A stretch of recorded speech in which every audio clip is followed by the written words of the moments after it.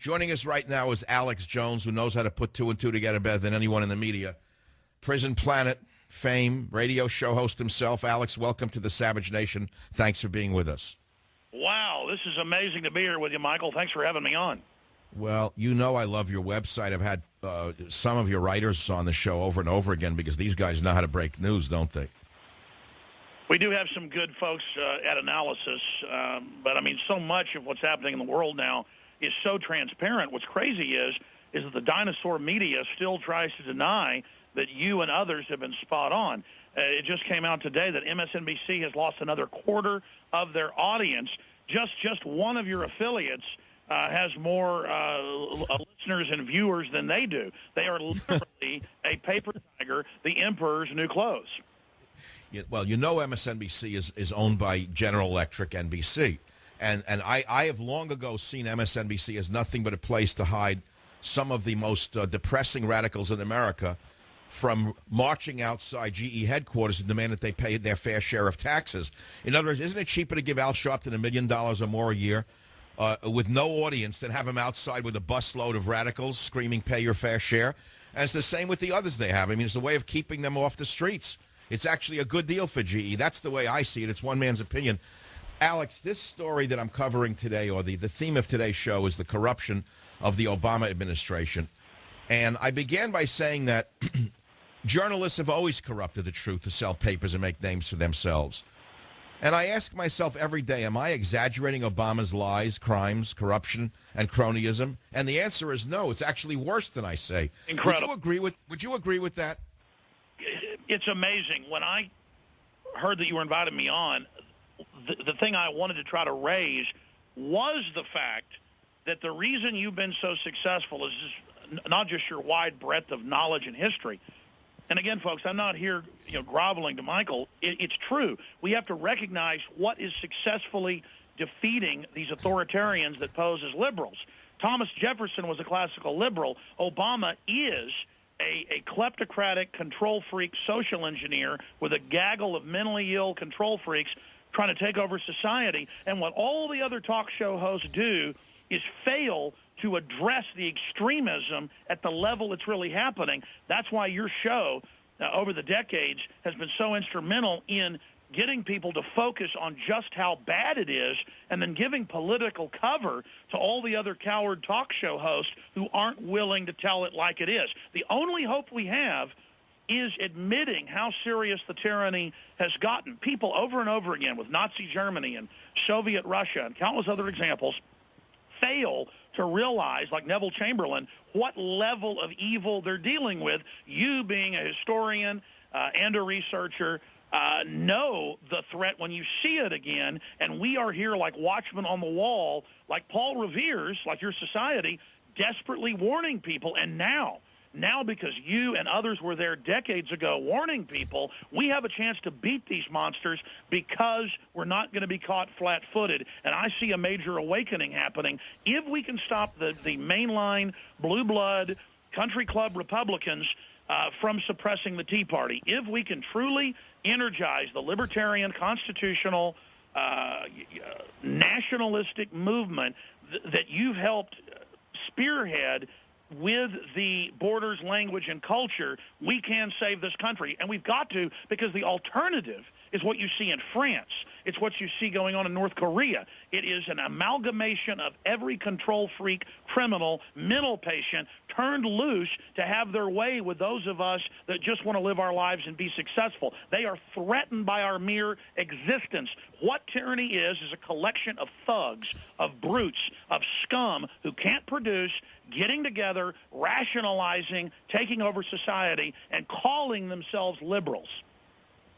Well, you said it better than I could, Alex. I mean, you got a lot of energy, and you're very sharp in your analysis. Naturally, I appreciate it. I'm getting a little feedback, by the way, from your office. I think I'm getting mic feedback. If you can cut something back down in the background.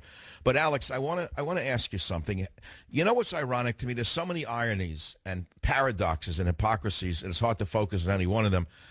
Here we have Obama in Europe speaking about Ukraine with such sincerity about their borders and their national pride and their integrity.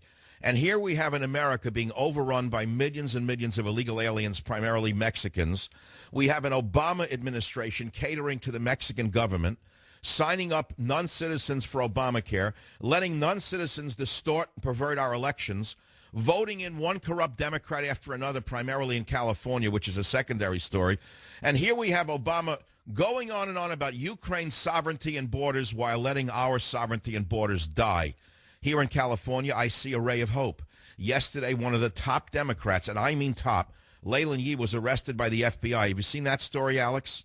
Oh, it's incredible. We've known for years about the terrorist training camps in the hills, and now he's been arrested, supposedly connected to that. And it just shows how again, institutionally gangster these people are. But why do you think the FBI suddenly, they've been after this for 2 years, why did they suddenly bring Leyland Yee in now? What are they trying to say?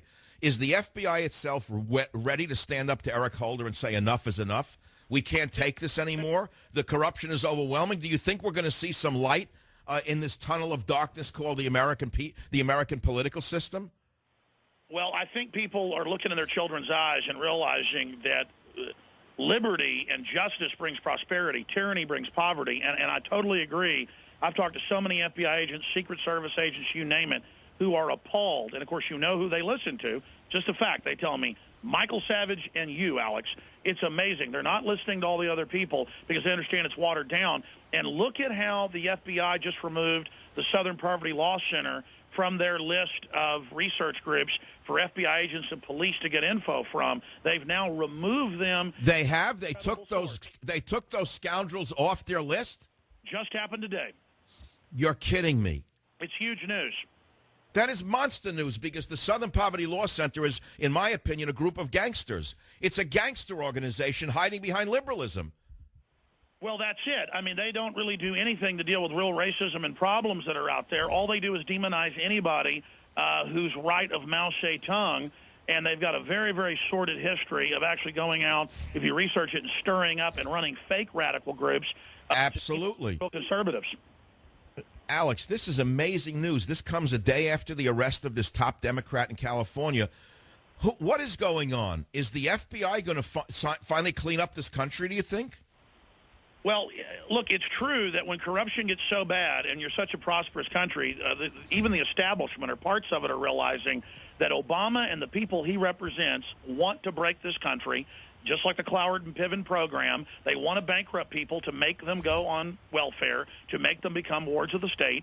That is the plan for mass social engineering. You mentioned the illegals. There's probably 30 million of them here, getting to have their babies here paid for. All the rest of it, Mexico doesn't let us go down there and have our kids paid for and get welfare. It's a joke. And then he talks about Russia. I'm not romanticizing Putin. He's a thug in many ways. But the point is, Crimea has been part of Russia over and over again. They fought 8 wars in the last 500 years over it. And the truth is, the EU just swallowed up 90% of the country and just basically overthrew it when Ukraine didn't vote to join the EU and be sucked dry like Spain and Portugal and Greece and Italy.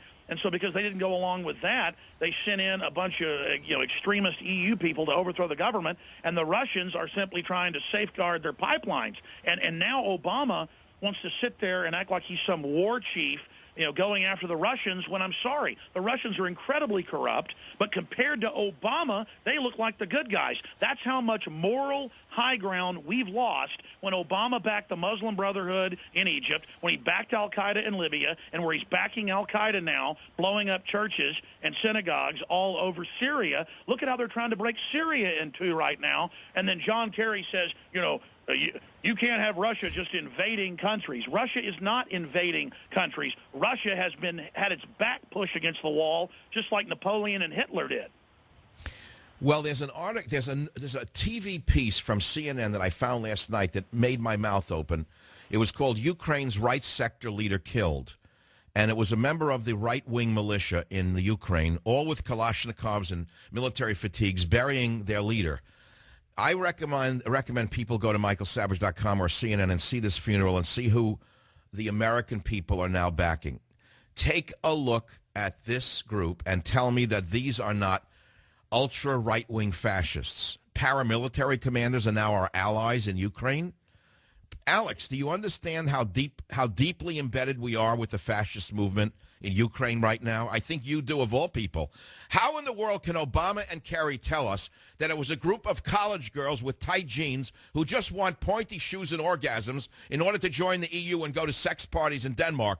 That's not who was behind the breakup of this parliamentary system in Ukraine. It was the EU neo-Nazis combined with the neo-Nazis of Ukraine who overthrew a democratically elected president. That's what Putin reacted to. He had to react to this. Exactly, and everybody overuses the Nazi thing. If you're against Obamacare, you're a Nazi. If you're against turning your guns in, you're KKK, MSNBC, those are quotes. Quote, I'm deeply racist because I don't want to turn my guns in. And they didn't show the deeply racist quote. They just made it up. But then you've got real. For those that don't know, the Nazis took over Ukraine during World War II. The west of Ukraine is extremely, not.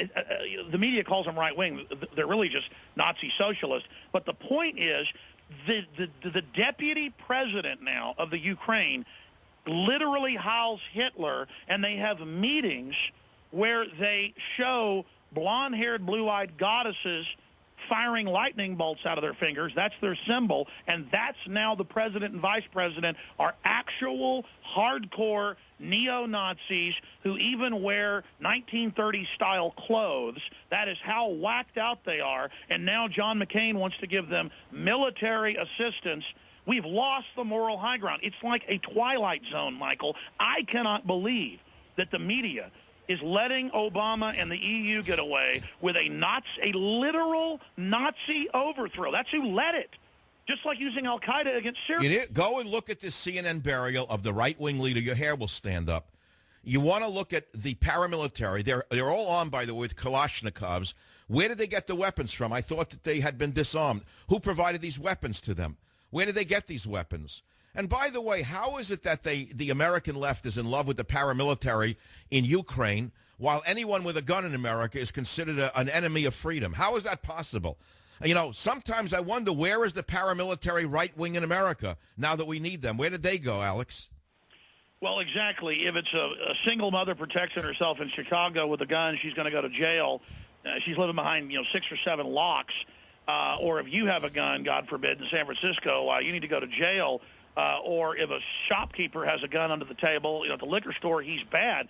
Oh, but it's fine if it's radical Muslims or Al-Qaeda to fund their jihad. Why, it's okay to have the state senator connected to giving guns to the training camp. I mean, that training camp's been known about for 6-7 years on the news in California. Wait, are you, Alex, you're talking about the Muslim training camps in California? Yes, that's what the senator is connected to. If you read deeper, it's... What, Leyland Yee was providing guns to them? Or he was running guns to them? That is where the story's going. The group's connected to that, yes. Oh, my God. I didn't think it was that bad, so maybe that's why the FBI finally had to act. But that's what I'm saying. It's over the top. I mean, I used to hear this thing that Obama was secretly a Muslim and all this and say, come on, it can't be true. But then he goes and he speaks in Cairo, and they said his Arabic was better than people that lived there.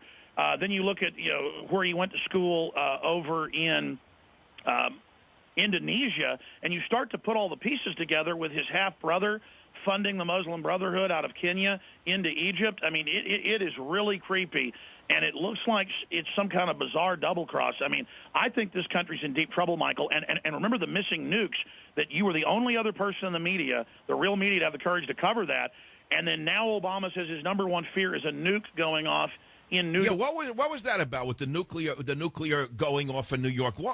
From Europe? What was he implying there? It's just a one-liner to terrorize everybody, and maybe they let Al-Qaeda one in. Maybe they let Iran do it. And then, can you imagine the power Obama would get if a nuke went off? He could then declare civil emergency. Oh, God. Don't let my mind. I don't want my mind to even go there, Alex. It's too frightening, but I know what you're saying. Alex, we're not the only ones who fear this kleptocrat in the White House. When we come back, I want your opinion on the abuse of Michelle Obama. I'd like your opinion on how she gets away with traveling to China on a $30 million junket and denying any press access for the first time in American First Lady history. I'll be right back. Welcome back. What a blizzard of an interview with Alex Jones of Prison Planet and InfoWars. Alex, we only have a minute left. I want to thank you for being with me on my 20th anniversary in radio. Any final words, Mr. Jones? No, it's just that, Michael, literally without you and your listeners, we probably would have already lost this. We're hanging on by our fingernails, but we're coming back. And, as for somebody out there like Michelle Obama, Obama tells Africans they shouldn't have cars or air conditioning so he can have red carpets and spend $30 million, a day or so on their vacations. It shows the total disconnect of these kleptocrats that you just called them. And we've just got to tell it like it is and expose them for the dirty, nasty scum they are. But, Alex, listen, we've been doing this for years, but the FBI arresting Leyland Yee, you exposing that the fact that they dropped the Southern Poverty Law Center as an advisory group just yesterday indicates something's going on inside the highest levels of our, let us say, Praetorian Guard. I think they themselves are afraid of the corruption and implosion that's coming. Maybe they themselves are afraid of losing the country. No doubt. People throughout the system, both public and private, are freaked out. We should be freaked out. You were just upset before a lot of other people. And you know what Mark Twain said? In the beginning, a patriot is a scarce man, hated and feared. But in time, when his cause succeeds, the timid join him, because then it costs nothing to be a patriot. We salute you, Michael Savage. Alex Jones, thanks a million. It's the Savage Nation. I'll be back right here on a local station.